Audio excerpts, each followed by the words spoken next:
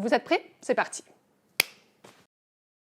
Avec 300 millions d'utilisateurs et plus de 2 milliards de recherches chaque mois, Pinterest est sans doute le réseau incontournable et le moteur de recherche visuelle les plus impactants et les plus inspirants au monde. Pour l'ensemble des annonceurs, Pinterest est d'ores et déjà un levier incontournable en termes de visibilité, de notoriété, mais aussi de conversion. 81% des utilisateurs Pinterest sont des femmes aujourd'hui et l'âge médian se situe autour des 40 ans.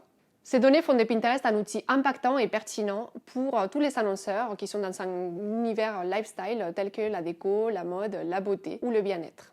Un dernier chiffre pour finir, 87% des utilisateurs Pinterest ont déjà acheté un produit découvert via la plateforme, de quoi vous donner des idées pour vos plans médias et vos plans marketing cette année. C'est parti. On pense que depuis l'arrivée d'Instagram, que Snapchat est en déclin, alors qu'en fait, pas du tout.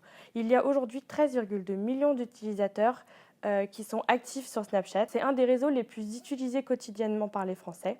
Et ce sont les jeunes de moins de 15 ans qui sont le plus actifs sur Snapchat et qui passent le plus de temps, environ 30 minutes par jour. Les marques ne doivent donc vraiment pas être réticentes à l'idée d'investir sur ce réseau. En effet, Snapchat propose de nombreux formats publicitaires, ce qui va leur permettre de mettre en avant des contenus qui sont plus dynamiques, plus immersifs et plus divertissants. Alors aujourd'hui, TikTok est devenu la plateforme de référence pour les jeunes. 40% des utilisateurs ont entre 15 et 25 ans et ils passent en moyenne 50 minutes par jour à regarder des vidéos. Ce sont les marques B2C ciblant les 15-25 ans qui ont un réel intérêt à s'investir sur la plateforme. Ce qui est le plus impressionnant sur cette plateforme, c'est l'effet boule de neige du niveau d'engagement. La moindre petite vidéo peut très rapidement avoir des centaines de likes, puis des milliers, puis des millions, ce qui prouve bien aussi que lorsque la cible est jeune, l'engagement est de masse. La tendance qui me passionne en ce moment, c'est celle du dark social. Alors derrière ce terme se cache une tendance qui n'est pas réellement nouvelle puisque le terme date de 2012. Dark parce que les entreprises ne savent pas trop ce qui s'y passe.